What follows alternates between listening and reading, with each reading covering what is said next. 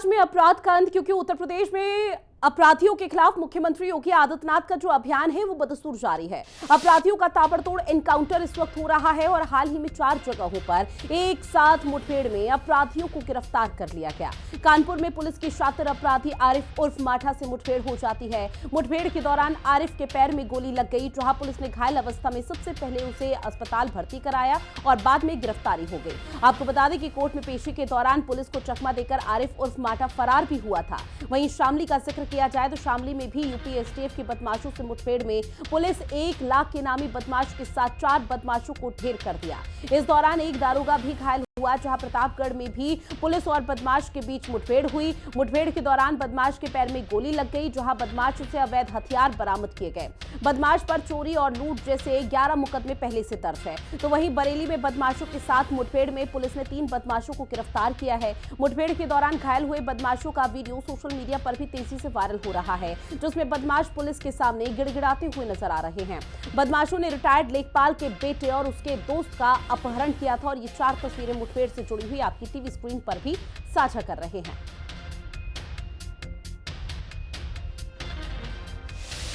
जिला कोर्ट से एक आरिफ उर्फ माठा नामक एक शातिर अपराधी पेशी के दौरान फरार हो गया था, जिसमें 1 दर्जन से अधिक मुकदमे हैं। लूट, चोरी, एनडीपीएस, गैंगस्टर, ढेर सारे मुकदमे उसके विरुद्ध पंजीकृत हैं और वह थाना पनकी से मजारिया एचएसवी है। यह पुलिस के लिए एक बहुत बड़ी चुनौती थी।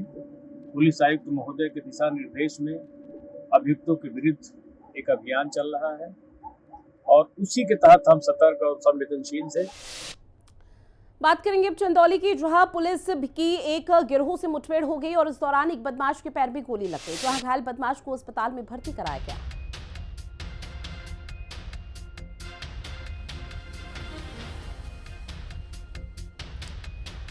तो देखिए, यूपी में एनकाउंटर दनादन बदस्तूर जारी है और ऐसे में ऑपरेशन लंगड़ा के तहत लगातार बदमाशों की धरपकड़ की जा रही है और निश्चित तौर पर अगर बदमाश किसी तरह का चकमा देकर भागने की कोशिश करेगा तो पुलिस जवाबी कार्रवाई जरूर करेगी। जी, एक मरीज आया था जिसके पैर में गोली लगी हुई थी और पुलिस लेके आई हुई थी। उसको यहाँ पे उपचार किया गया और ट्रीटमेंट करके उनको वार्ड में भर्ती किया। घायल की स्थिति क्या है? घायल मरीज की कंडीशन अभी ठीक है, क्योंकि गोली पैर में लगी।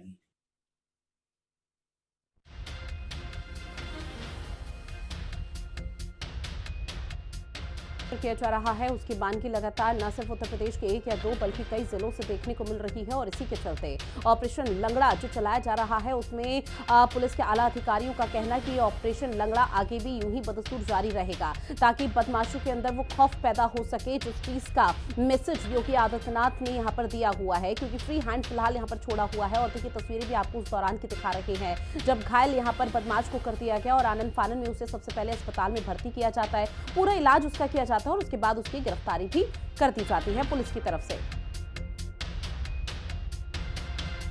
और इसी पर ज्यादा जानकारी के साथ मेरे तमाम सहयोगी हमारे साथ लाइव बने हुए हैं। सुजीत कुमार चंदौली से जुड़े हुए हैं, साथ ही संजय शर्मा बरेली से हमारे साथ जुड़े हुए हैं, ऋषभ सिंह कानपुर से हमारे साथ लाइव बने हुए हैं। सबसे पहले सुजीत, आपका रुख करते हुए फिलहाल मौके पर क्या स्थिति, क्योंकि पुलिस की तरफ से लगातार ये कहना कि जो ऑपरेशन लंगड़ा है ये अभियान आगे भी यूं ही जारी रहेगा ताकि बदमाशों के अंदर खौफ पैदा हो सके।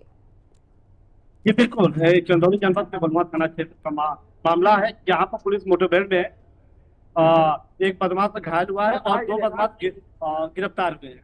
आपको बता दें कि ये पिछले अभी 2 दिन पहले ये बलुआ थाना क्षेत्र के मोहरगंज में एक सोने की दुकान में रेकी करके वहाँ पर चांदी का मुकुट और सोने के जेवरात वगैरह चोरी कर लिए थे, जिसमें वे फरार कर रहे थे।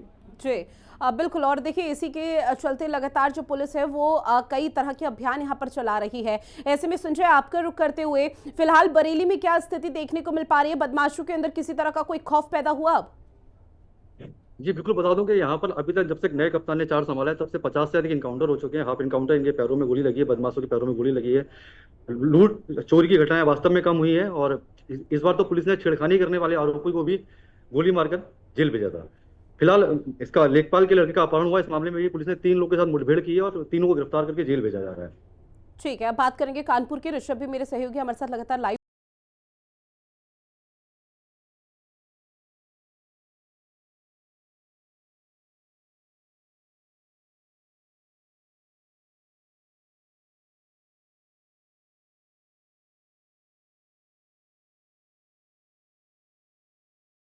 बताना चाहेंगे कि कानपुर में लगातार जो है ऑपरेशन लंगड़ा चल रहा है। लगातार जो है शातिर अपराधियों को जो है पुलिस मुठभेड़ के दौरान जो है मार रही है। तो लगातार जिस तरीके से योगी आदित्यनाथ जो है एक सख्त रुख अपनाए हुए हैं, किसी भी शातिर को नहीं छोड़ा जाएगा, जो अपराधी हैं उनको नहीं छोड़ा जाएगा, जिनके ऊपर मुकदमे उनको जिला बदर किया जा रहा है।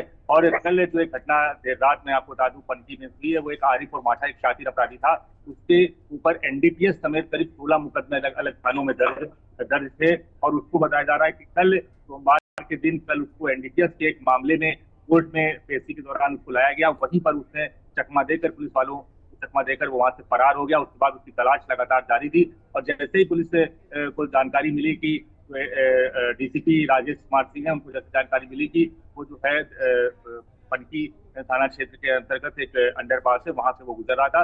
जैसे उसको रोकने की कोशिश करी उन लोगों ने तो उसने भी फायरिंग कर दी और पुलिस ने भी अपनी जवाबी फायरिंग में उसके पैर में गोली लगी और तुरंत उसको जो है गिरफ्तार कर लिया गया है और गिरफ्तार करके उसको जेल भेज दिया गया है। वो एक खतरनाक और शातिर अपराधी बताया जा रहा है और एक लंबे समय से वो जेल में बंद है।